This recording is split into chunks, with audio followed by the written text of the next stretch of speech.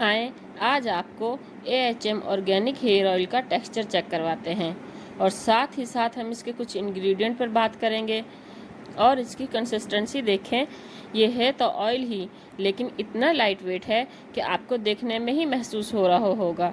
Even जिन लोगों को oil लगाने से सर में दर्द होने लगता है, जिनमें से एक मेरी भाभी भी हैं, वो भी लगा सकते हैं। ये ऑयल मेरी भाभी ने बहुत टाइम के बाद ओवरनाइट लगाया एंड थैंक गॉड इन्हें कोई सर दर्द नहीं हुआ। ये ऑयल मैंने भाभी को ओवरनाइट लगाने के लिए दिया था ताकि मैं इसको टेस्ट कर सकूं। इस ऑयल में कलवंजी, मेथी दाना, ग्रीन टी, मेहंदी के पत्ते, आंवला, रीठा, सिकाकाई और एलोवेरा जैसे 20+ हर्ब्स हैं।